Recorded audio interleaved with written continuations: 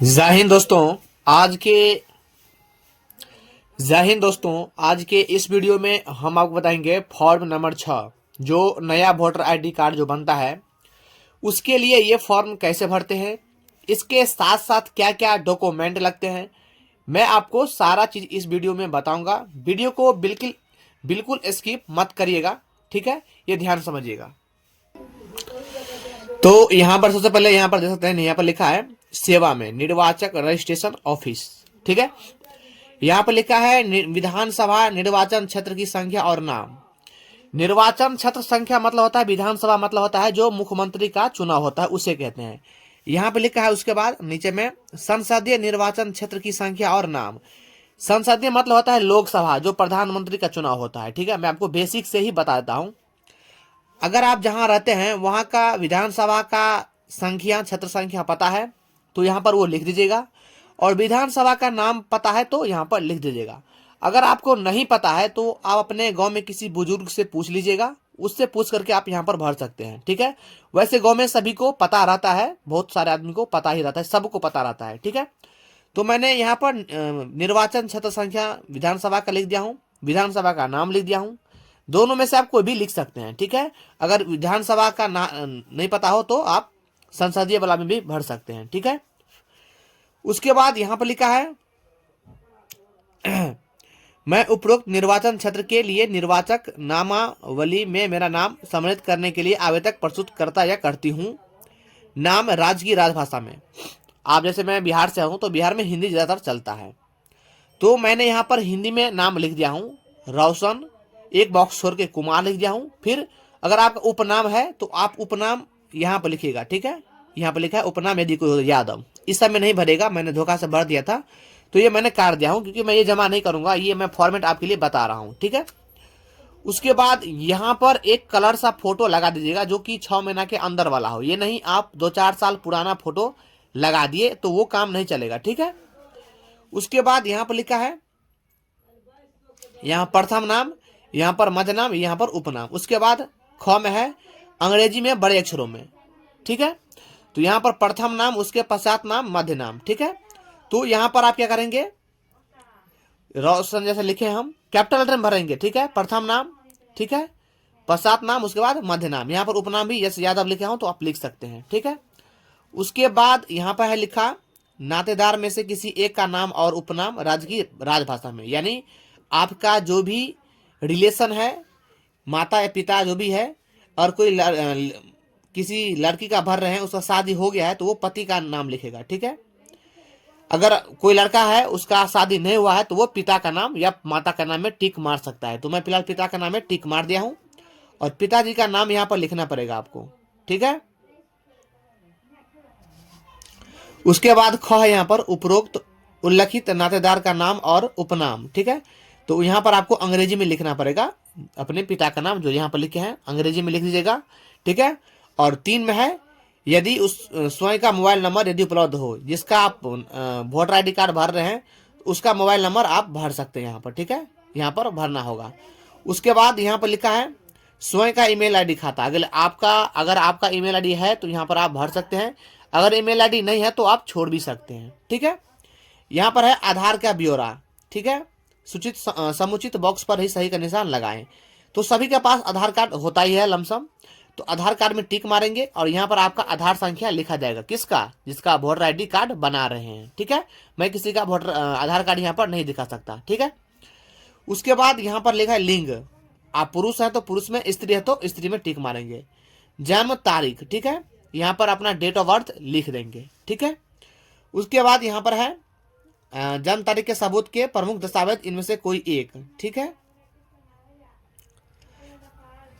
उसके बाद यहाँ पर है इनमें से कोई भी आप एक कोई दस्तावेज दे सकते हैं, जैसे कि आधार कार्ड, पैन कार्ड, चालान अनुगत यानी ड्राइविंग लाइसेंस। तो सभी के पास आधार कार्ड पैन कार्ड होता है, आप जो हो दे, लेकिन ध्यान रहे जो जिसमें टिक मारेंगे उसका फोटो कॉपी लगेगा आपको, ये ध्यान रखना है आपको।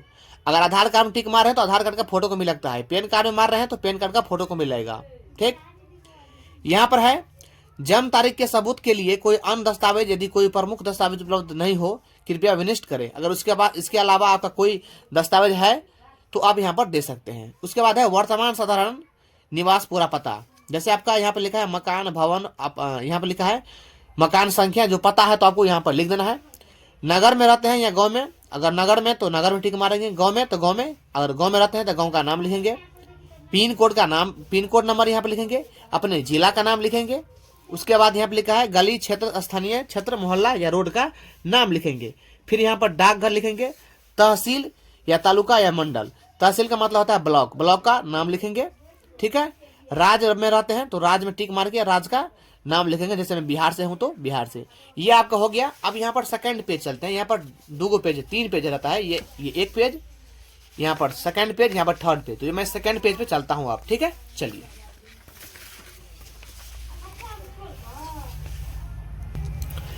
यहाँ पे लिखा है या तो आवेदक के नाम में या माता पिता, पति पत्नी, वयस्क बच्चों के यदि उसी पते पर निर्वाचक के रूप में पहले से ही नामांकित है तो मैं किसी एक के नाम में से पता की प्रमाणित प्रति उनमें से एक का कोई संलग्न करें।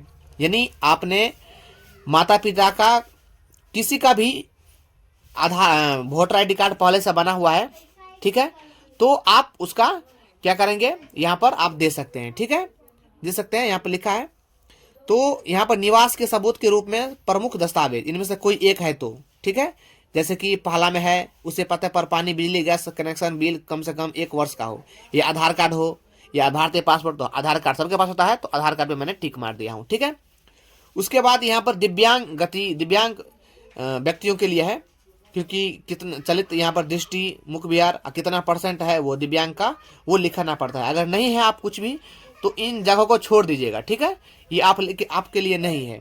यहाँ पर लिखा है, ध्यान समझिएगा, मेरे परिवार के सदस्यों जिनके नाम वर्तमान पते पर निर्वाचक नामावली में पहले ही से ही सम्मिलित है और उन जिनके साथ मैं वर्तमान में रह रहा हूं के ब्यौरे के अनुसार। यानी आप परिवार के किसी एक सदस्य का नाम लिख सकते हैं जिसका वोटर आईडी कार्ड बना हुआ है, चाहे माता का चाहे पिता का। तो मैंने यहाँ पर परिवार के सदस्य का नाम, मैंने अपने पिताजी का नाम लिख दिया हूँ। और आवेदक का संबंध, अब क्या संबंध, पिता है आपका तो यहाँ पर पिता लिखेगा, अगर माता का नाम लिखेंगे तो यहाँ पर माता लिखेंगे। उसके निर्वाचक फोटो पहचान पत्र संख्या, यानी यहाँ पर उसका पहचान पत्र का नंबर यहाँ पर लिख देंगे। ठीक है, उसके बाद यहाँ पर आप क्या करेंगे, यहाँ पर लिखा है मैं घोषणा करता हूँ कि मैं अपने सर्वोत्तम ज्ञान और विश्वास के अनुसार मैं भारत का नागरिक हूँ और मेरे जन्म का स्थान, अपने जन्म स्थान लिख देंगे। ग्राम में हुआ तो ग्राम में लिखेंगे, शहर में तो शहर में टिक मारेंगे। उसके बाद जिला का नाम यहाँ पर लिखेंगे, बिहार राज्य में टिक मार देंगे। ठीक है, और यहाँ पर लिखा है मैं प्रारूप 6 की क्रमशः 8 के में दिए गए पते वाले स्थान में हूँ। यानी आपने जो यहाँ पर भरा था 6, यहाँ ध्यान समझिएगा, मैं आपको दिखाता हूँ। आपने यहाँ पर 6 में जो भरा था, 6-7 में जो डेट ऑफ बर्थ दिए थे उनके अनुसार अभी तक जो आप फॉर्म भर रहे हैं कितना साल हुआ है वो साल आपको लिखना है इसमें। ठीक है, यहाँ पर ध्यान समझिए, यहाँ पर जैसे कि मैं यहाँ पे लिखा हूँ 19 वर्ष 2 महीना, तो आप अपने हिसाब से मास और वर्ष का वर्णन करें। यहाँ पे लिखा हुआ है साफ साफ मास और वर्ष का वर्णन करें, तो आप अपने हिसाब से लिख दीजिएगा। मैं यहाँ पे लिखा हूँ 19 वर्ष 2 महीना। ठीक है, उसके बाद इन सबको भर के यहाँ पर तारीख, जिस तारीख को फॉर्म भरेंगे तारीख लिखना, स्थान का लिखना, और यहाँ पर लिखा है आवेदन का हस्ताक्षर करेंगे, या कोई हस्ताक्षर नहीं करता है तो बाएं हाथ का अंगूठे का निशान लगाएगा। ठीक है, ये सब भरने के बाद नीचे में आ जाएगा, नीचे में आने के बाद आवेदन के लिए स्वीकृति रसीद, इसमें आप नहीं भरेंगे कुछ भी, ये सब बीएलओ के अनुसार भरा जाएगा, वही भरेगा। ठीक है, इसमें आप कुछ नहीं करेंगे। बाकी थर्ड पेज जो है, तीसरा पेज, इसमें कुछ नहीं भरा जाता है, इसमें कुछ नहीं भरा जाता है। अब मैं आपको बता दूं कि इसके साथ डॉक्यूमेंट क्या सब लगेगा, चलिए मैं आपको बताता हूँ। आधार कार्ड का फोटोकॉपी, अपना जो जिसका वोटर आईडी बन रहा है उसका आधार कार्ड का फोटोकॉपी, पिता का आधार कार्ड का फोटोकॉपी, ठीक है, पिता के वोटर आईडी कार्ड का फोटोकॉपी, ये लगा देंगे और बीएलए को दे देंगे, वो आपको बना देगा। ठीक है, तो ऐसे ही फॉर्म भरेंगे, फोटो यहाँ पर लगाना होता है, वो आप ध्यान रखिएगा, ऐसे ही भरेंगे तो आप काम हो जाएगा। और इसी तरह वीडियो पाने के लिए चैनल को सब्सक्राइब करें, वीडियो अच्छा लगा हो तो लाइक करें। मिलते हैं अगले वीडियो में, तब तक जय हिंद जय भारत।